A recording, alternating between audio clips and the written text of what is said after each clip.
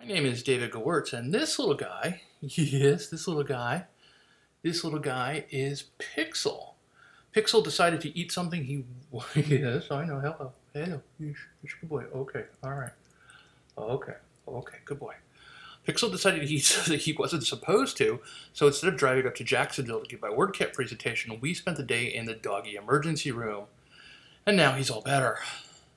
A big shout out of thanks to the WC Jax organizers for their understanding and support. Since a bunch of you tweeted your disappointment at not getting to see my talk, it seemed only fair to do a little virtual WordCamp and provide the presentation to the community via YouTube. And now, let's talk about adopting plugins. Say bye-bye, Pixel. Bye-bye. Let's talk about adopting plugins. Adopting plugins. Saving abandoned plugins from the scrap heap. Let's start off with 3 questions. What is a plugin? Well, to a developer, a plugin is a chunk of code, a piece of design, a piece of software, a system, a product. But to a user, a plugin might be a classroom. It might be an opportunity to create learning. It might be the ability to create a nonprofit that helps, find forever homes for pets or other great services. It might be the opportunity to start a business, to create something from nothing. So to users, a plugin is life. A plugin has real meaning for the application that they need to do for whatever it is that they want to do, from nonprofits to education to entrepreneurship to campaigns to anything that is a dream. So plugins are a gateway to dreams for our users. So then what happens when a plugin is abandoned? Or another way of looking at that is, why would a plugin become abandoned? Well, first off, you need to understand what creates a plugin. A plugin is generally developed by a developer or a team of developers who see an opportunity, who are trying to solve a problem, who are making a piece of code that they then put out for public use. Now, sometimes those plugins are commercial, sometimes those plugins are freemium, which means that they're available for free and then with add-ons or services or something. And other times they're just free products. So especially if a plugin is just a free open source project, a developer might get another job, or a developer finds that he or she has new family priorities, or the developer loses interest, or the developer gets sick. In any case, a plugin becomes abandoned, and we have seen this. There's a relatively large percentage of plugins that have their life, and after they're done, they're no longer developed any further. But of course, their users are still using them. So what else happens when a plugin is abandoned? Well, it makes them open to hackers. And what this means is that hackers can find exploits, can find errors in the code of a plugin, and if it's not being updated, it's just out there, it's sitting there. Even supported plugins have all sorts of potential for security vulnerabilities. And so these threats are real, and plugins need to be regularly updated to be safe for users to use. Another thing, of course, that happens is that users are orphaned. They don't have the opportunity to get ongoing support. As WordPress changes versions, there might be incompatibilities. As the systems they talk to change, there might be incompatibilities. The users who rely on this, and the businesses and nonprofits and good works of the users who rely on the users, essentially become orphaned. So let's go back to that question for a moment about why would a plugin become abandoned, and I'll add one more to that category, and that is users drive developers away. Now, this has become an interesting trend, and that's why I'm pointing at this for a moment. So let's answer a question. What causes users to become abusive? Now, some of you may think that that's a tough term, but many plugin developers, anybody who is in the public face, whether it's as a plugin developer, a theme developer, a blogger, whatever, knows that the community out there has an incredible value, but also sometimes a dark side. So what causes users to become abusive and then potentially drive developers away? Well, fear. when they're relying on one of these plugins to be able to do something that's important, whether it's to drive their business or to help their cause or whatever their dream is, if the plugin can no longer provide that value, users start to become afraid. Panic. They start to get afraid and scared and worried and go a little nuts. And then, of course, worry. So these three factors combine, and occasionally you have users lashing out. But of course, as users lash out, sometimes plugin developers don't want to keep putting up with it. And we've seen this in many areas of technology. But the thing to understand, and this will connect in as we look at adopting plugins, the thing to understand is that plugins that are abandoned create, in many cases, fear, panic, and worry, because people who had built systems that relied on these plugins suddenly find themselves orphaned and are wondering what's going to happen to their systems. How are they going to maintain it? How are they going to provide their services? And some of those people find themselves becoming a little too enthusiastically unhappy and therefore abusive. And this becomes an iterative cycle, because then they might lash out at developers, many of whom are volunteers, many of whom are doing this as a pro bono thing. And those developers might eventually decide, well, it's not really worth their time or effort. So let me move this on to the next slide. So we know that the plugin directory, at least as the moment I made this slide, contains almost 44,000 plugins. And there have been, excuse me, over 1 billion plugins downloaded. That is a tremendous number of plugins. So here's our situation. We have all these plugins, right? We have life meaning to users in each of these plugins. These plugins are really meaningful. They're not just features. To users, they open doors, they provide capability, they give them options. They do something important for users. Some of these plugins eventually become abandoned, and as a result, users tend to suffer fear, panic, worry, anxiety, and so forth. So what do we do about this? What is our solution? Well, the solution that some of the WordPress.org organizers have come up with is a really interesting one. It's called the Adopt Me tag. And what this is, excuse me, it's a tag that developers who have built a plugin can attach to their plugin in WordPress.org that says, my plugin is available, I'm no longer able to support it, if you want to take it over and take responsibility for it, you can. And so as a result, some of these plugins that were previously abandoned are being picked up by new developers, by new maintainers, by new keepers, by new curators, however you want to look at it, the people who will take a plugin that was previously supported and built by one developer and take that and nurture it and create a future for that plugin. And so that's where I come in. Let me tell you about my personal Adopt Me tag journey, because it's an interesting one. It wasn't one that I expected when I started out. I have an interesting, a very interesting career. The one that's particularly relevant to what we're talking about here is that I ran an online publishing company called Zatz Publishing for 15 years. In the process of doing that, we published 75,000 articles, we fed 2.6 billion pages, we did almost 750 million mailings, and in 2009 I decided to port the CMS that I had built in a relatively obsoleted system called Userland Frontier to WordPress.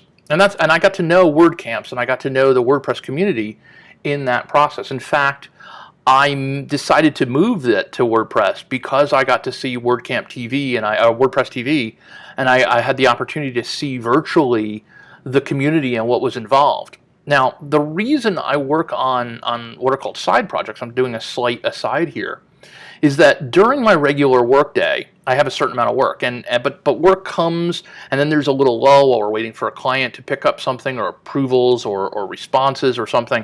And I've always had side projects on the side. And what this does is it keeps me sharp.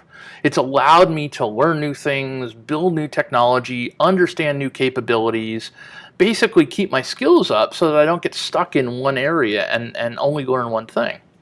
So for the past, well, I'm about a year into my plugin adoption story. So prior to just about a year ago, I had finished up 18 months of really intense academic research. I'd gotten really tired of writing academic papers, really tired of writing academic papers. And so I wanted a new side project that was about as far away from citations and p-values as possible. And the neat thing about code was that it was about as far away from citations and p-values and academic papers as possible. So I decided, well, let me go do a programming project because that would be great. So this was in March of 2015, I decided to do this. So prior to March of 2015, I had built this migration from the old ZenPress system that worked in Userland Frontier, and I moved it to WordPress. And back in 2010 or 2011, I gave a WordCamp talk about migrating that massive legacy system to WordPress. And to do that, I needed to develop 17 plugins. So I had written these 17 plugins. I'd gotten pretty conversant in how plugins work and how to write them and all of that. But the total number of users was one, me. Because although we had people coming and visiting the Zats archive sites, the various magazines that we publish that are now still available, and we have a lot of people who regularly come to them, the only person who had to work with the plugins was me. So 17 plugins, one user. Keep that in mind as we look at my journey. So I decided then to adopt 10 plugins. I started with one, and then I picked up another one because it was interesting, and then I adopted a few more. So all told, I've adopted these 10 plugins, which for some reason show 9. So we're probably missing a plugin. There's one more missing in here that, and this is what happens sometimes when you've got a lot of plugins. But Better Recent Post widgets, which is up in the upper right-hand corner, it generated the bottom posts for the Zats archives. And when it came up for adoption, my big concern initially was I need that for my site. I don't want to take a chance that it's going to become abandoned because I wanted to make sure that it worked. And so I decided, all right, that's code. It's simple. It turned out to have been written by Pippin, which most of you know, a very prolific programmer who's gone off to much bigger and larger projects. So I knew that it would also be educational. I'd get to see how a real expert writes plugins. So I adopted Better Recent Post widgets. Next up was seamless donations, and I've worked with a number of nonprofits, and the nonprofits I work with had used seamless donations and relied on it. So I thought, all right, this is a nice system. I can do this. I'll pick this up and work with it. And then just a week or two later, my private sites and multiple themes and shortcodes anywhere and everywhere, and the whole series of additional plugins that were done by John Radio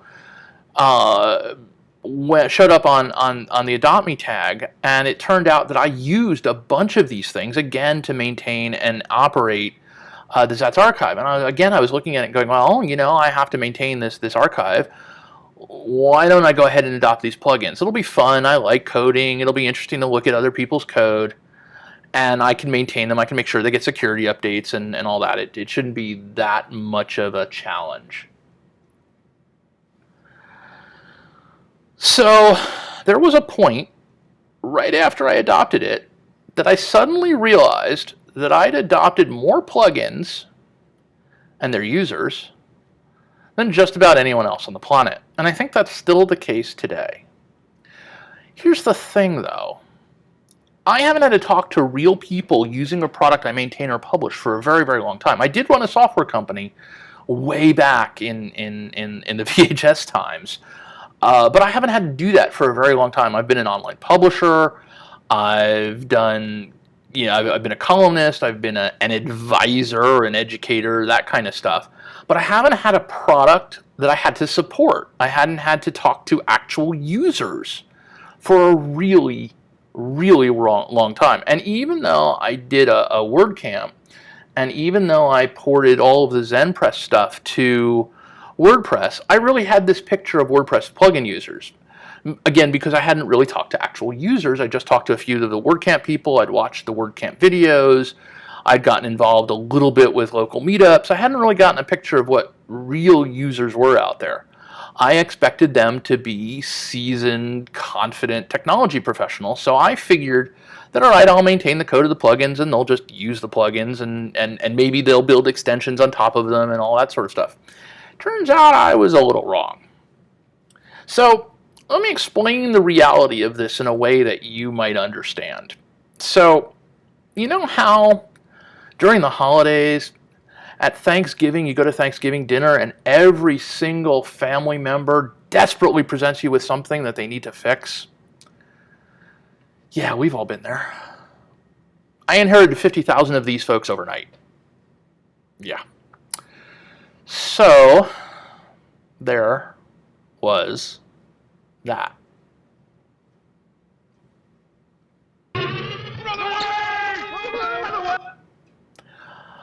I will admit to you with no shame that I have more than once thought about abandoning those plugins and just running away.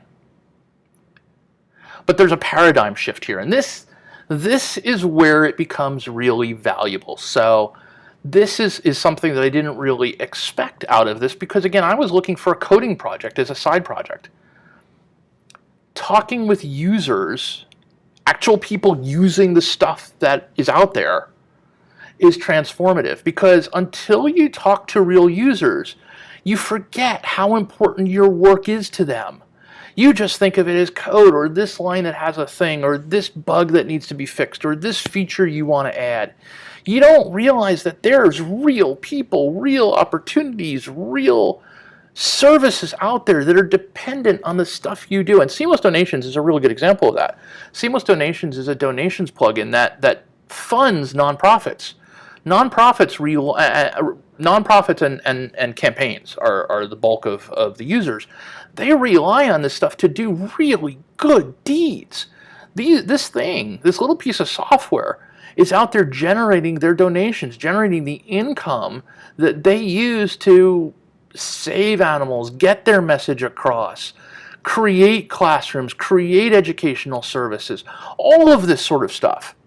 And that plugin is really important to them. It's not just a chunk of code to be maintained. So while originally I started to think of this as product or code, users think of this as part of their life.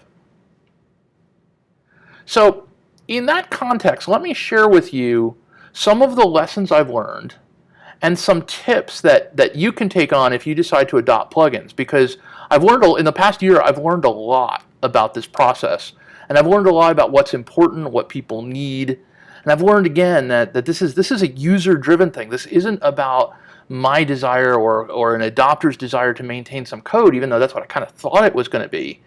It's about real people relying on these things to drive their life forward. So let's talk first about immediately after adoption.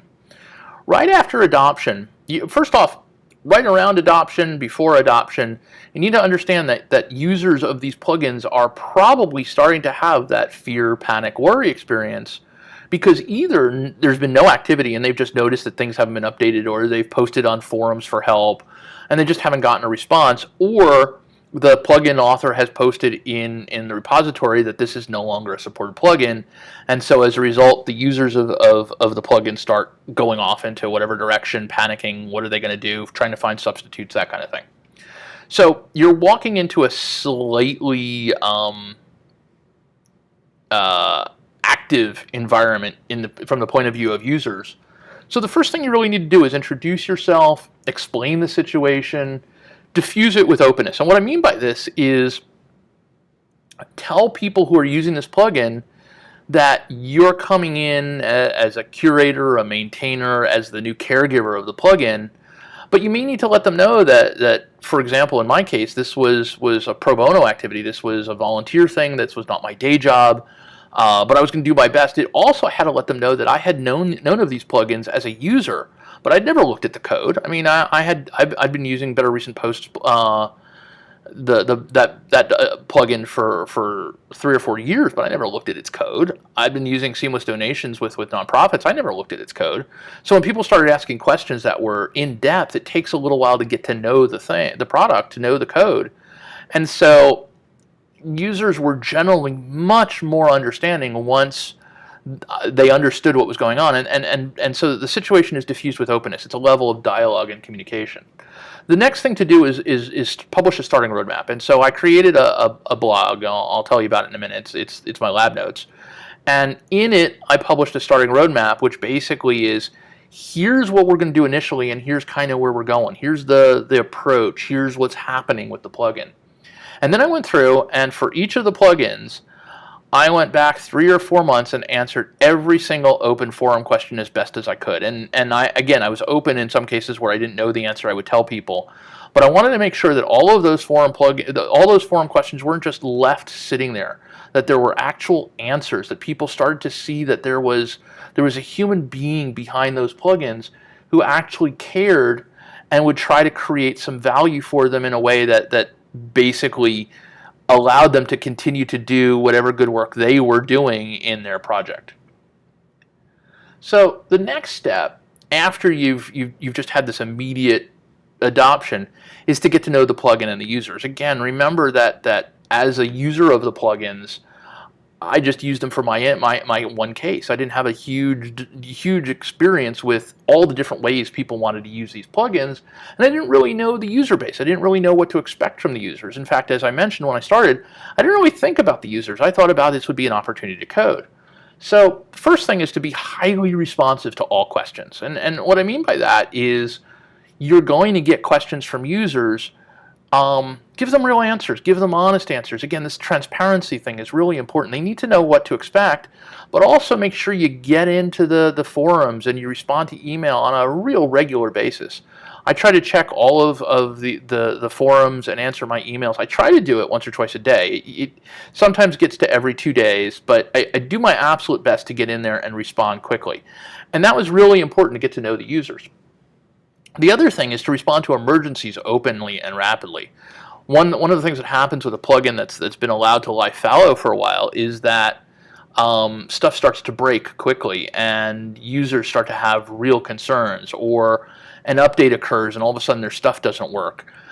You may not be able to turn around a fix right away because you're still getting to know the plugin, but at least you can be open about knowing about the emergency, understanding it, talking to users to get a better feel for what's going on in them. And again, this whole transparency and communication thing is really important. The next thing to understand is what's important to your specific users. And what I mean by that is for example, the users of multiple themes. And my private site, multiple themes allows you to run multiple themes in one WordPress site, and my private site is a relatively rudimentary privacy tool that prevents visitors from getting into a site that don't have passwords to get in. Those users are very, very different from the users of Seamless Donations. The users of Seamless Donations are generally, as I said, they're campaigns or nonprofits, and so they're much more concerned with a certain kind of characteristic than those who are trying to do multiple themes or my private site, which are much more often consultants and custom developers. The next thing is to build an email list, but use it really sparingly. I think I've sent out 4 in the past year, maybe 4 pieces of email to the email list. You don't want to inundate your users, but you want to be able to communicate them when necessary to let them know what's going on. Now, I use lab notes as a way to be open and transparent. Now, I've been keeping lab notes forever, basically. As a scientist, I'm a computer scientist and educator by training with my degrees. As a scientist, I've always kept lab notes, which means I note down what I'm doing, the factors that are going into it, the issues that I've found, the discoveries I've made, all that sort of stuff. Well, when I started this project, instead of keeping the lab notes private, I opened them up and I put them up on the internet, on the Zatz Lab site, which is my site. And so all of my notes are now open and transparent, and people can read them, and so they can see the issues that went into it, some of the test results, the design issues, all of that sort of thing. So again, it's connecting to users and letting them know what's going on. Now they don't have to read it, but at least it's there if they want to know more. Get to know the code and coding style. This is kind of important because now that you've got these plugins, it's time for you to understand what's going on inside them. How do they work? What have been done? What are their features? What are their benefits? What are their weaknesses? Where are their flaws? Those sorts of things. So, and each of the plugins is going to have a slightly different coding style because they were built by different people. So that's your getting to know phase. The next phase is really the growth phase of this thing, which is as problems arise, systematize. And what I mean by this is build systems to make it possible to maintain these plugins, because, at least in my case, all of a sudden overnight I have roughly 50,000 active users. So as a result, to be able to maintain these users and keep them going and make sure that I can, as one guy who has a day job, that I can support them, I need to build systems around a lot of different things. So one of the things is, don't be afraid to recode. I did a substantial recode of seamless donations because early users needed to extend its capability, and while it was a really excellent piece of coding by the original author, it was not extensible in the least. So I went in and added an entire API library of hooks, which allowed the thing to be extensible and grow. So don't be afraid to recode. The thing is, though, as you're coding, focus on two characteristics, which are reliability and extensibility first. I did not look at adding new features. In fact, one or two features were removed until I could make sure that these things were rock solid. And I'm still working that. A year later, Seamless Donations has had 17 updates. I have released 17 versions of Seamless Donations in the course of a year, and a number of releases for the other plugins. Most of the time, I'm focusing on what makes it reliable, what makes it extensible. And this becomes an issue when you start to realize that you've got the plugin. The plugin goes into somebody's site on some hosting environment that has to support some wide number of clients. You've got a whole lot of moving parts here. And so reliability becomes really important. The next thing that in terms of systematizing is to post detailed tutorials, resources, and facts. And I did this. One of the things that I've done is done a number of screencasts that take people through any of the major questions that I have from users. I've done a screencast so I could show them what each of the issues are and walk them through them. I've built a library of tutorials. I've built resources, links, facts, things to make sure that I could get answers to users. First, so that users had their answers, and secondly, so that I didn't have to reinvent the wheel doing it. Now, I have a technique. Now, one of the things that you may have noticed in the bio is I teach at UC Berkeley. I teach computer science at UC Berkeley.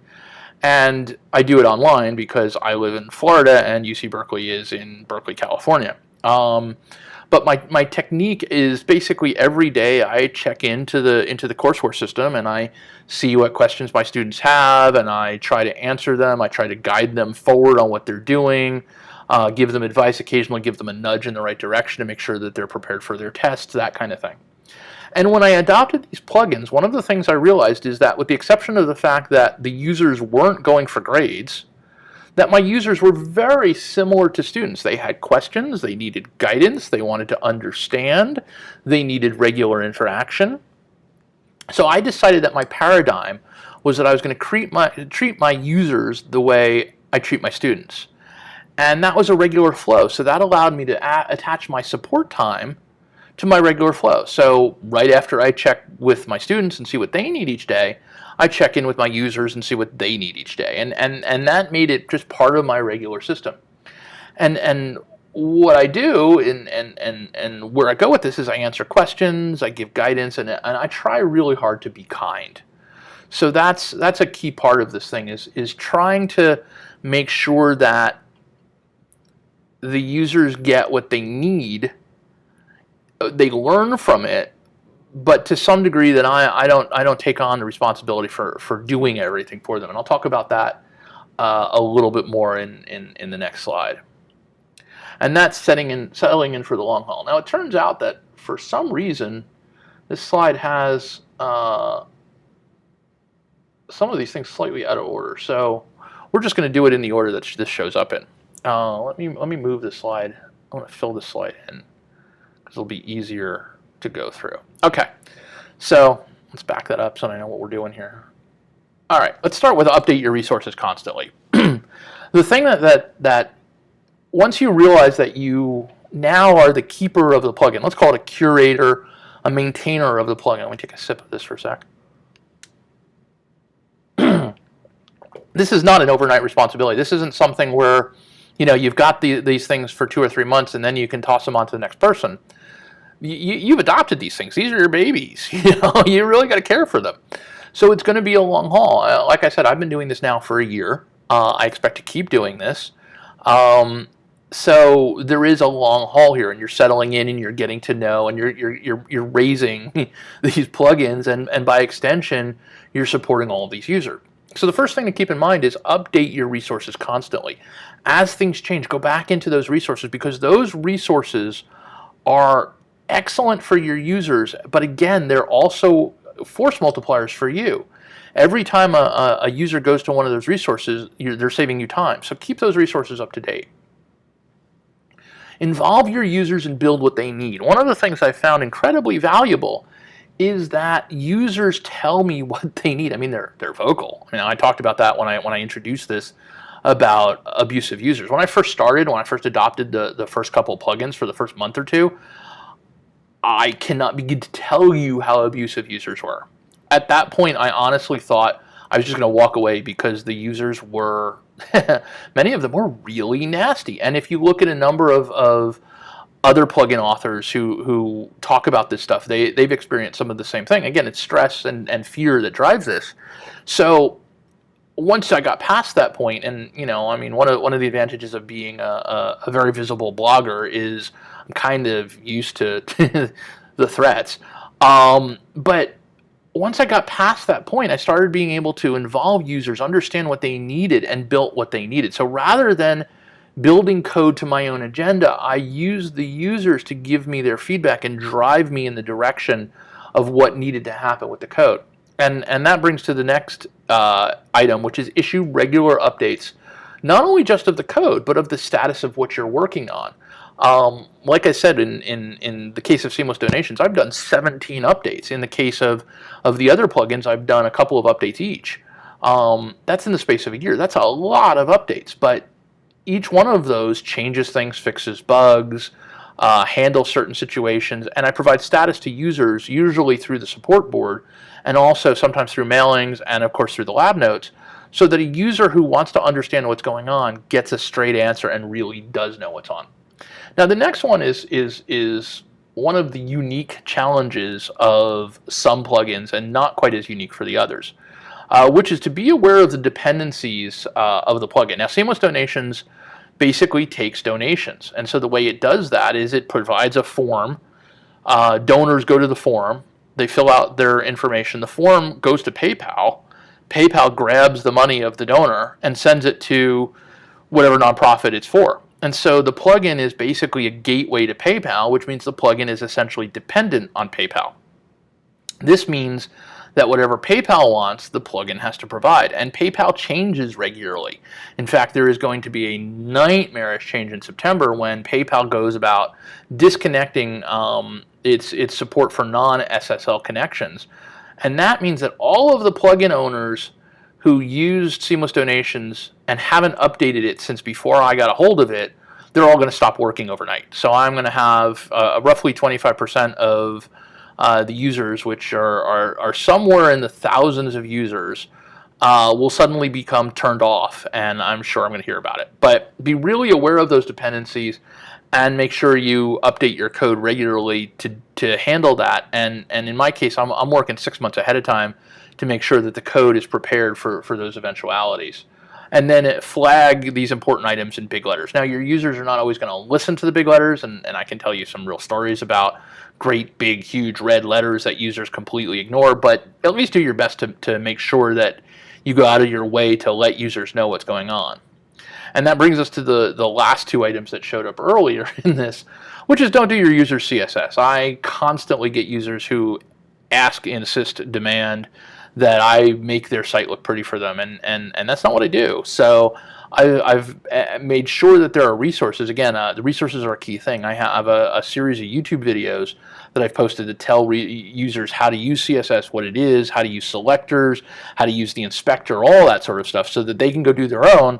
And then I've also teamed up with some pro organizations so I can refer users to it. So if they have a question that's not in the purview of the plugin, but it's about making their site pretty or whatever else, I can say, okay, here are some learning resources you have, and here are some pros you can go talk to who will do it for you from, anything from $50 up to whatever the total end cost of it is. So all of these things are part of the process of settling in for the long haul.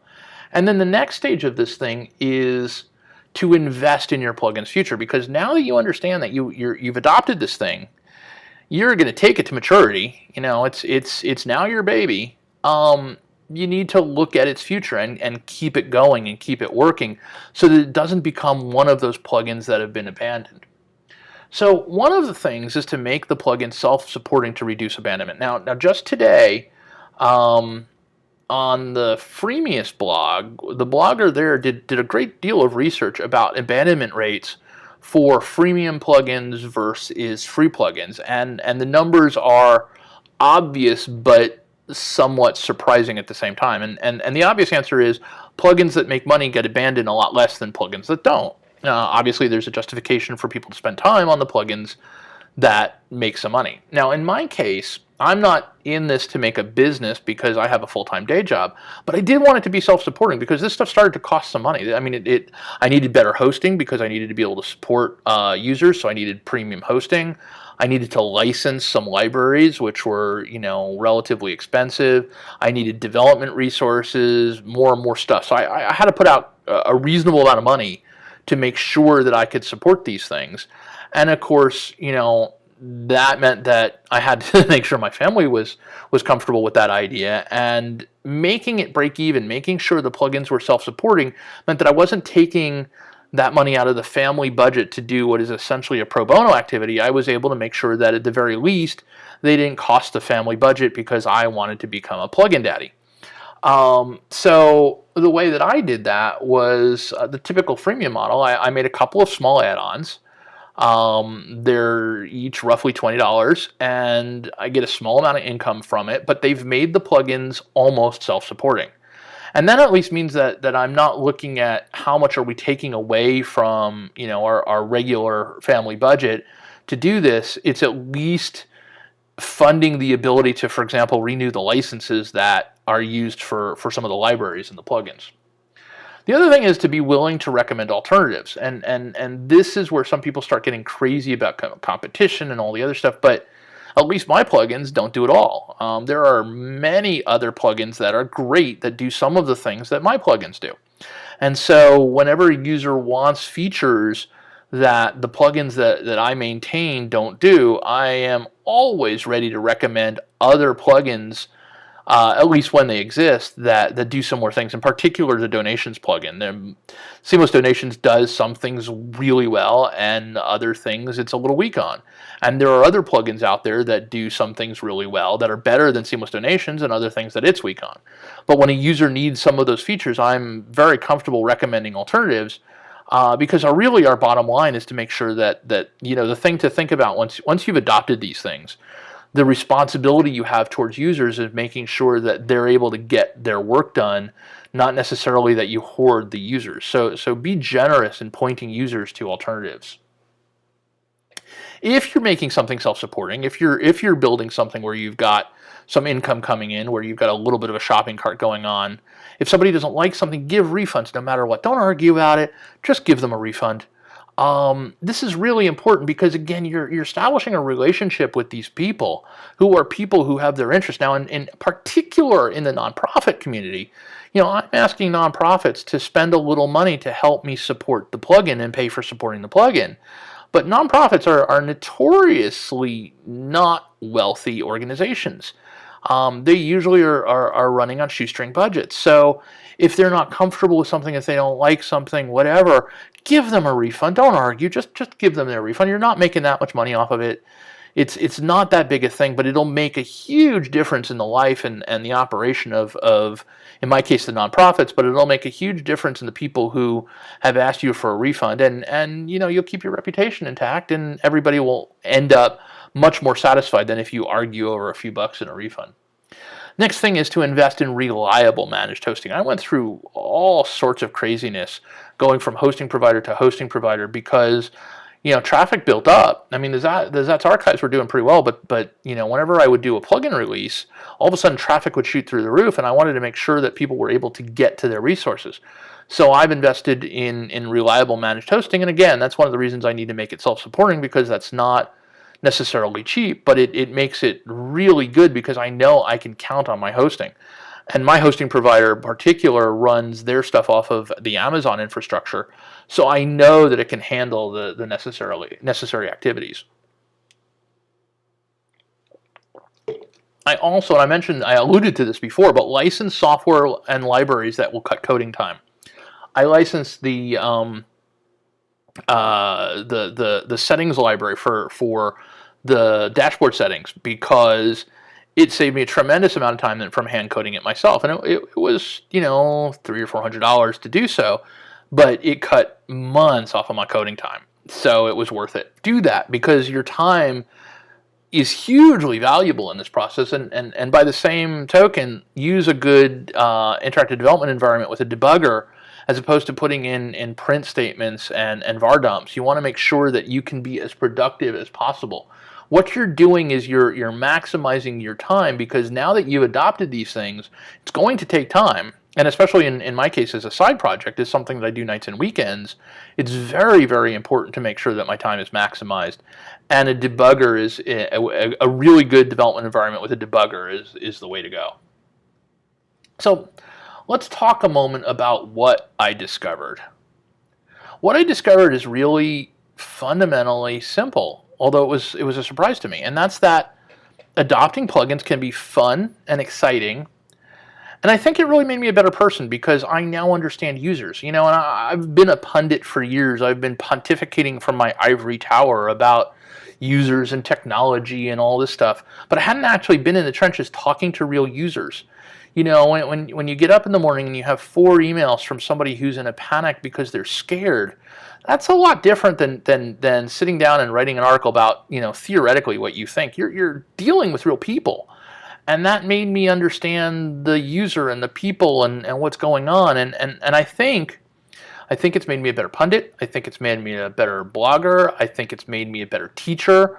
I think it's made me a better advisor. I think it's made me a better person. So that was a really interesting discovery.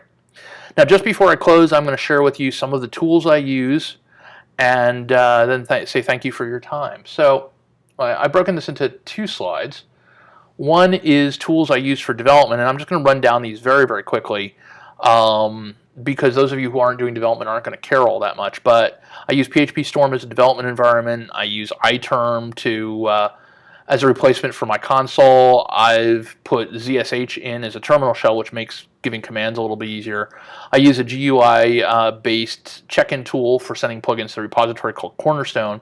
I have a whole pile of FTP programs, Transmit and Forklift 2 and GoodSync, because I use them for slightly different things, and because I'm moving files around so often, it's really important to me to be able to try the right things in the right places. I use SQL Pro for managing SQL files, BBEdit, which is a classic editor for managing and manipulating texts and searches and so forth.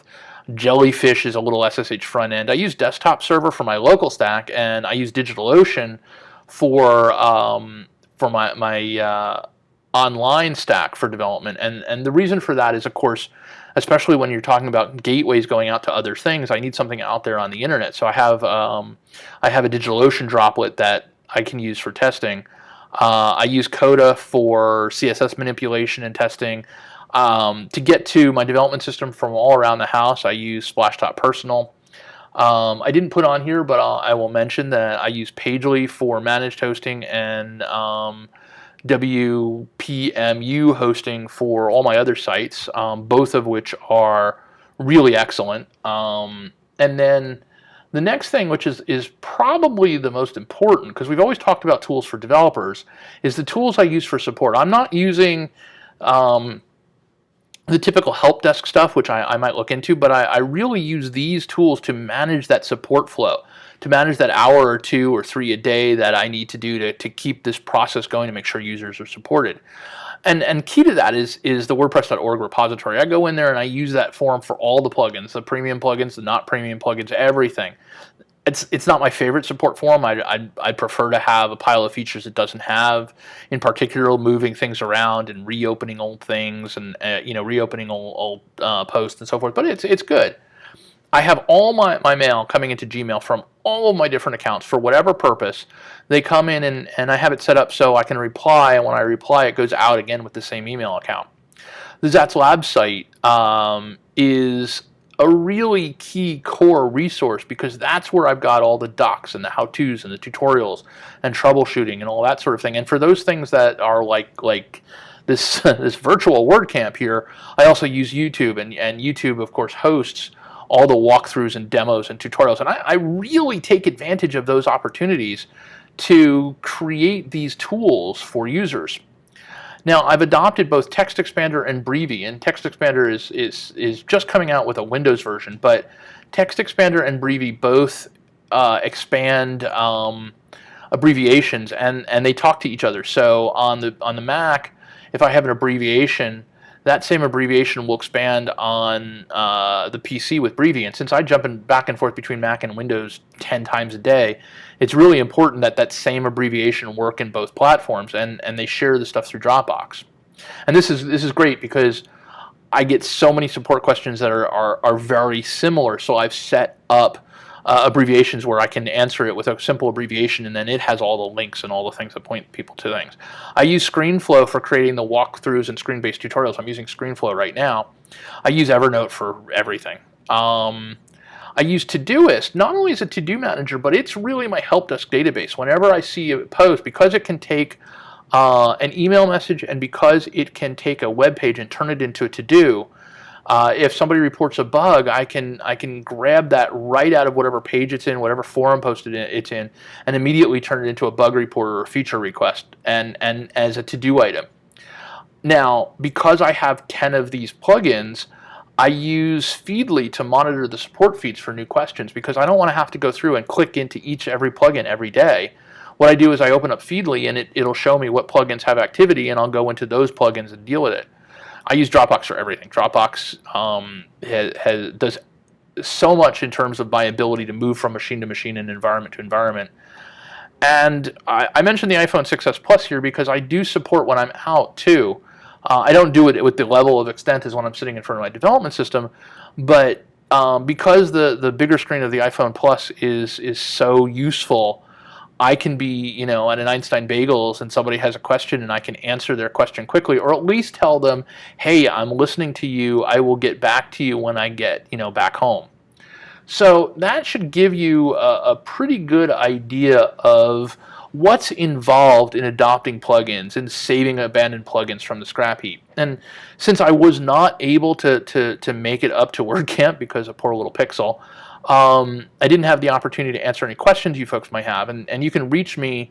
The easiest is through Twitter, but you can also go up to zatslabs.com, and there's a contact us page. Send me any questions you want. Post me any questions you want. I would love to continue this discussion. If you're thinking about adopting plugins, or if you have plugins that you're working with and you need some help, let's keep this dialogue going. This community is incredibly valuable. So let's keep it going. And also, if you're interested in some of the day job work, my project guide is up on ZDNet. You can read my stuff pretty much daily on ZDNet's DIY IT or ZDNet government blog. I'm out there. And again, I want to give a special shout out of thanks to the WordCamp Jacksonville organizers for being so understanding, and to all of the WordCamp Jacksonville attendees. I'm really sorry I didn't get a chance to hang out with you up there, but I hope to see you guys in the future. And you know where to find me. So thank you very much, and have yourself a great day. My name is David Gewirtz, and adopt some plugins. It will make you a better person.